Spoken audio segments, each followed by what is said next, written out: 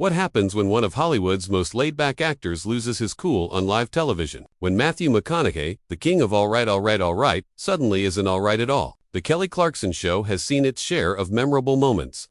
But nothing could have prepared the audience for what unfolded during what was supposed to be a lighthearted promotional interview. Before we dive into this explosive confrontation, make sure you hit that subscribe button and drop a comment below, telling us what you think really triggered this heated exchange. Kelly Clarkson leaned forward in her chair, that signature warm smile lighting up her face as she gestured toward her guest. Matthew McConaughey sat across from her, relaxed in that unmistakable way of his.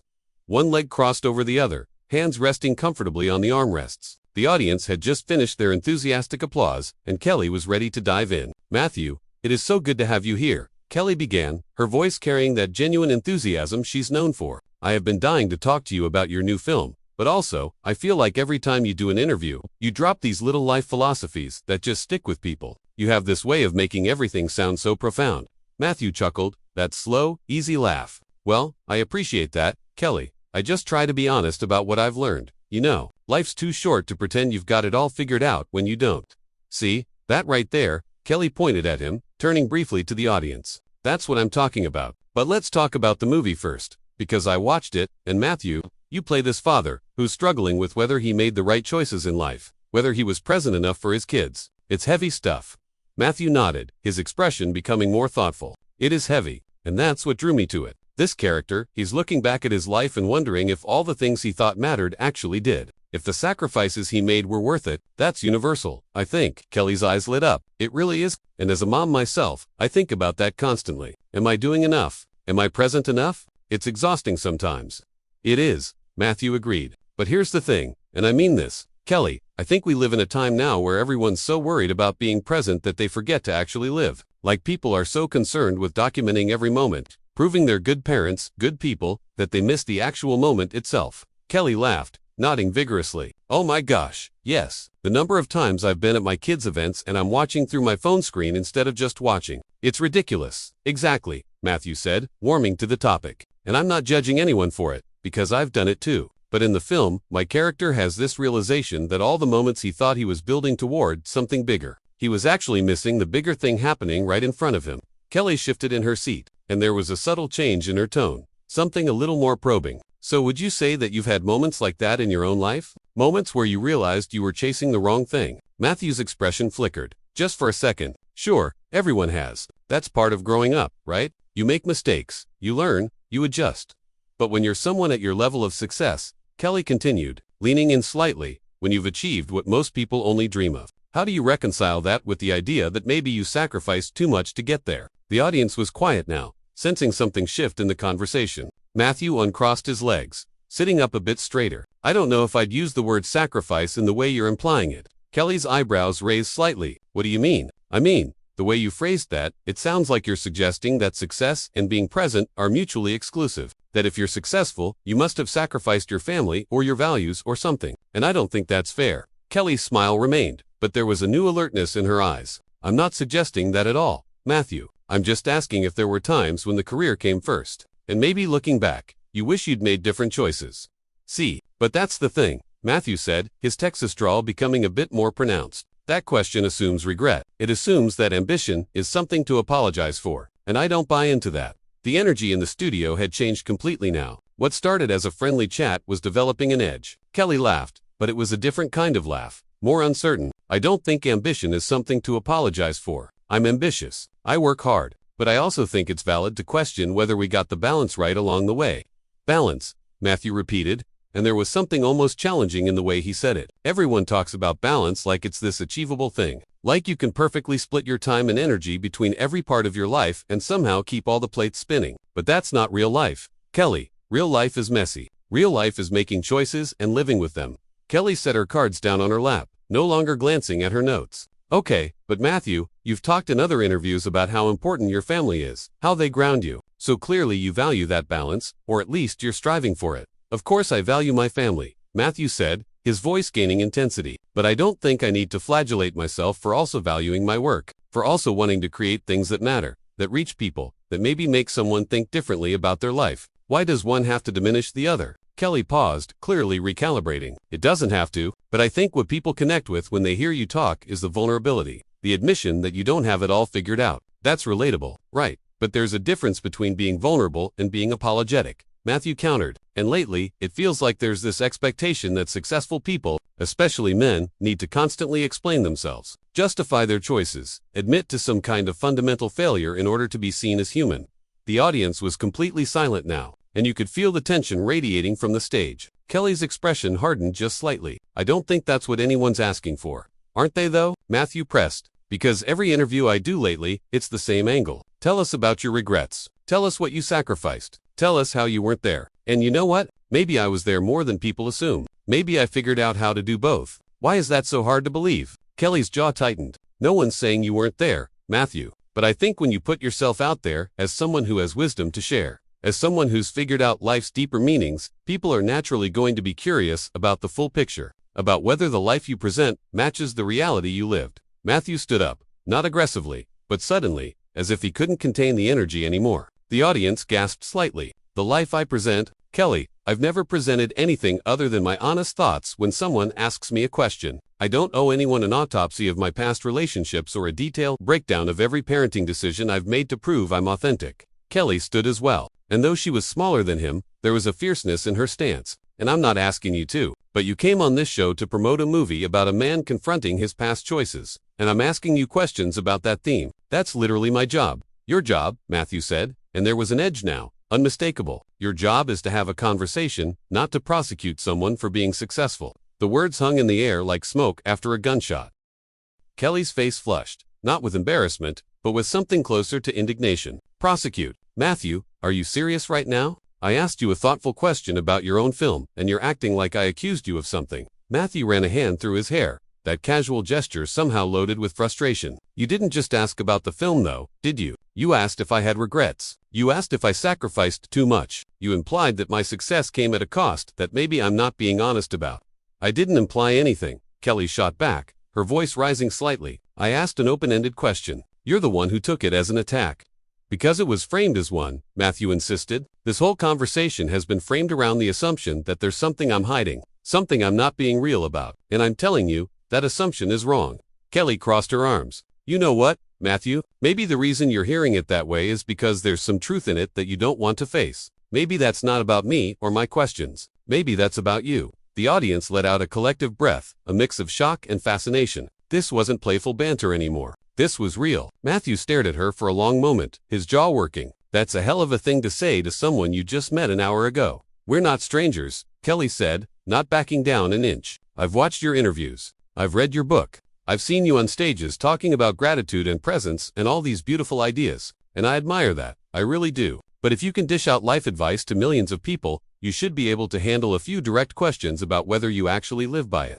Matthew laughed, but there was no humor in it. There it is. The real question, do I practice what I preach? Is that what this is really about? Maybe it is, Kelly said, her voice steady now, controlled. Because I think people are tired of being lectured by celebrities about how to live when half the time, those same celebrities are just as lost as the rest of us. And there's nothing wrong with being lost, Matthew, there's nothing wrong with struggling. But there is something wrong with pretending you have all the answers when you don't.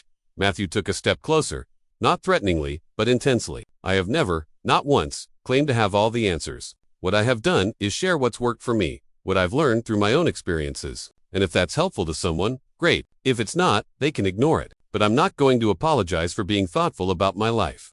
I'm not asking you to apologize, Kelly said, her voice getting louder. I'm asking you to be honest. Really honest. Not Hollywood honest, not interview honest, but actually honest, about what? Matthew demanded. What do you want me to say, Kelly? That I'm a fraud. That everything I've said about finding peace and purpose is a lie. Would that make you happy? What would make me happy, Kelly said, her eyes blazing now.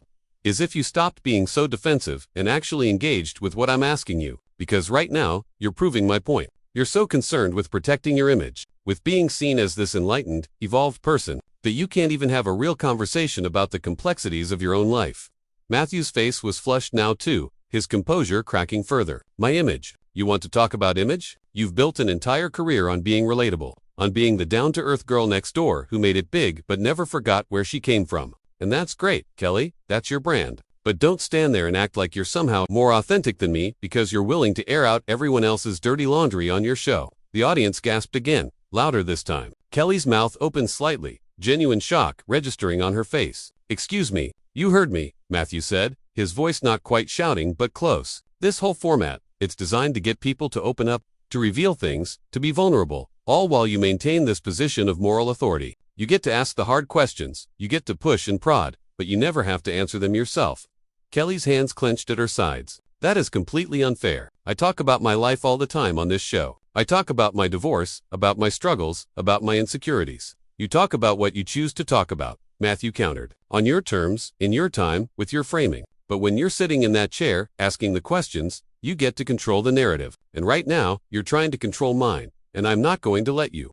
Kelly shook her head, her voice tight with anger. "I am not trying to control anything. I am trying to have a meaningful conversation with you about themes that are in your own movie. If you can't handle that, if you can't handle someone asking you to go deeper than your rehearsed talking points, then maybe you shouldn't be doing interviews."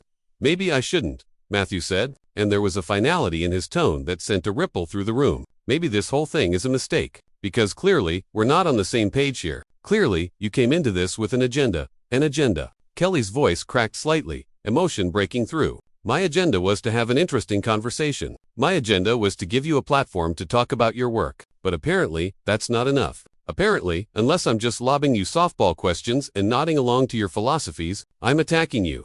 "That's not what I said," Matthew replied, but his voice was less certain now. "It's exactly what you said," Kelly pressed. "You accused me of prosecuting you. You accused me of trying to make you look bad. All because I asked you to reflect on your own life in the context of a film about a man reflecting on his life. How is that unfair?" Matthew was quiet for a moment, his chest rising and falling with heavy breaths. The studio lights seemed brighter somehow, more unforgiving. "Because it feels like a setup. It feels like no matter what I say, you're going to find a way to make it seem like I'm not being genuine." "That's in your head," Kelly said, but her voice was softer now, almost sad. "That's your own insecurity talking, not anything I've done." "Don't psychoanalyze me," Matthew said sharply. "You don't know me well enough for that, and you don't know me well enough to accuse me of having some kind of agenda." Kelly fired back. "But here we are." They stood there, facing each other, the silence stretching out like a chasm between them. The audience was so quiet, you could hear the hum of the cameras, the faint rustle of someone shifting in their seat. Finally, Kelly spoke, her voice measured. "Do you want to sit back down and try this again? Or do you want to walk off my stage?" Matthew's eyes narrowed. "Is that a challenge?" "It's a question," Kelly said evenly. "A simple, straightforward question. The kind you seem to have a problem with today." Matthew looked at her, really looked at her, and something shifted in his expression. Not softening exactly, but changing. "You really think you're right about this, don't you? You really think I'm the one being unreasonable here?" "I think we're both upset," Kelly said carefully. "I think this conversation went somewhere neither of us expected. But yeah, Matthew, I do think you're being defensive in a way that's disproportionate to what I actually asked you." "Disproportionate," Matthew repeated, tasting the word. "That's a polite way of saying I'm overreacting." "If the shoe fits," Kelly said, and there was a flash of defiance in her eyes. Matthew laughed again, that same humorless sound. "You've got guts. I'll give you that. Most people wouldn't double down like this."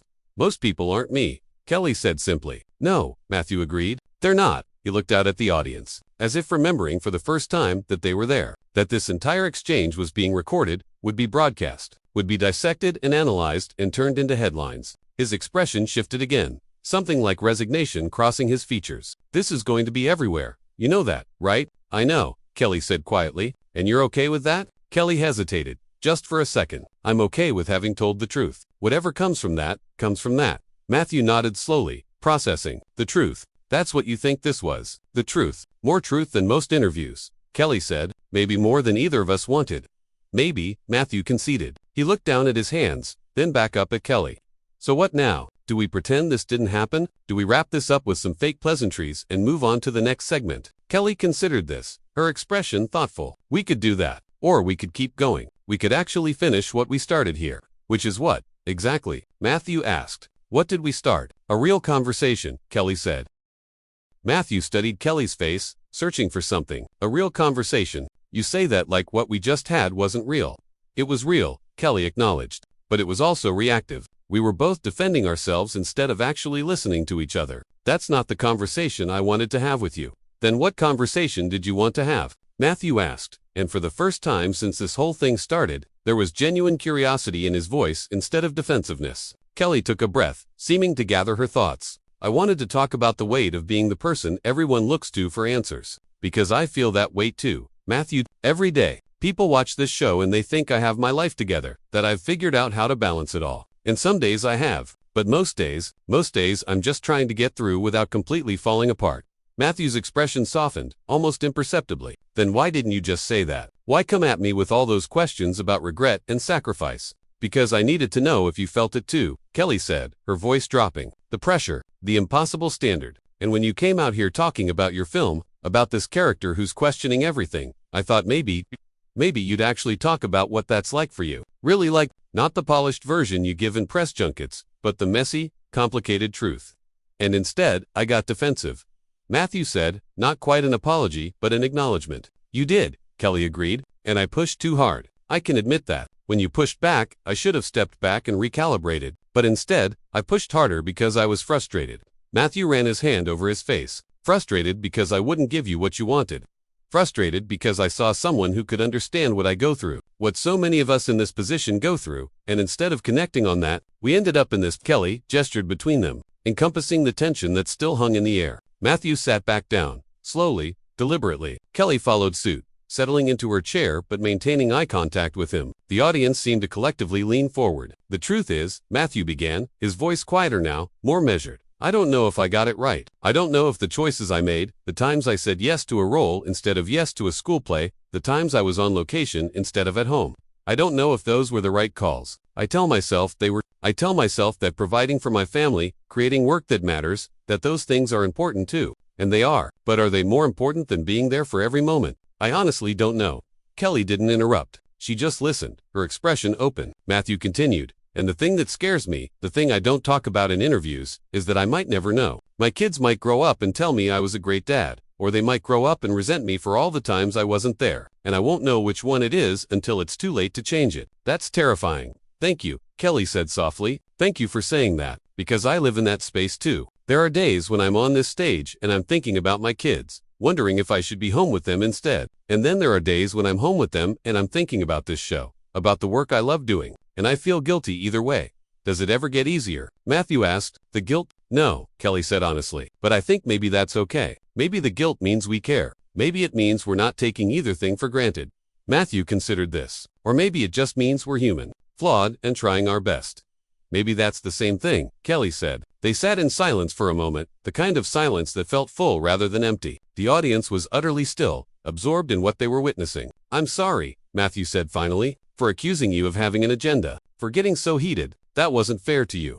Kelly shook her head. I'm sorry, too, for pushing when I should have pulled back, for making you feel attacked when what I really wanted was connection. We got there eventually, Matthew said with a small smile. Just took the scenic route. Kelly laughed, genuine this time. The very scenic route. She glanced at her notes, then set them aside completely. How do you decide? When you're faced with a choice between work and family, how do you make that call? Matthew leaned back, thinking, honestly, I flip a coin sometimes. Kelly's eyebrows shot up. Seriously, Matthew confirmed. Not because I don't care about the decision, but because I've learned that sometimes there is no right answer. Sometimes both choices are equally valid. So I flip a coin, and in the moment it's in the air. I realize which outcome I'm hoping for. That tells me what I really want, and then I do that. That's actually brilliant, Kelly said. I've never thought about it that way. It doesn't always work, Matthew admitted. Sometimes my gut is wrong, but at least it's a choice I made consciously. You know, not one I made out of obligation or guilt.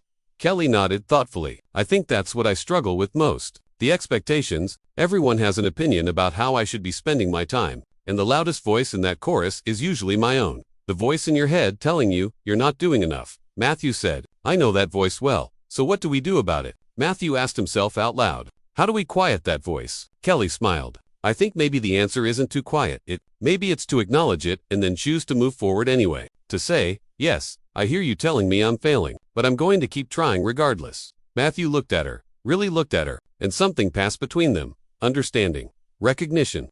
This got heavy. It did. Kelly agreed. But good, heavy, I think important heavy, Matthew said, nodding. That's what real conversations are supposed to be. They are, Kelly said. She picked up her cards one more time. Okay, Matthew McConaughey, tell us about this film. The one about the father confronting his past and trying to figure out if he lived the right life. Matthew settled into his chair, that easy posture returning. Well, it's a story about a man who realizes that the life he planned isn't the life he lived. And in trying to reconcile those two things, he has to confront some difficult truths about himself, about the people he loves, and about what really matters when everything else is stripped away. Sounds like it hits close to home, Kelly said gently. It does, Matthew admitted. That's why I wanted to do it. Sometimes you need to tell someone else's story to understand your own a little better. And did it work? Kelly asked. Did making this film help you understand your own story? Matthew smiled, that genuine, warm smile. It did, and so did this conversation. Actually, so, thank you for that, Kelly, for pushing me, even when I didn't want to be pushed. Thank you for letting yourself be pushed, Kelly said, and for pushing back when you needed to. That's what made this real. The audience erupted in applause, the kind that comes from witnessing something authentic. Kelly and Matthew both stood, and this time when they embraced, it was genuine, warm. Two people who'd been through something together and come out the other side. If you made it this far, don't forget to subscribe and let us know in the comments. Do you think celebrities should be more open about their struggles, or is some mystery necessary to maintain their appeal? Let us know what you think.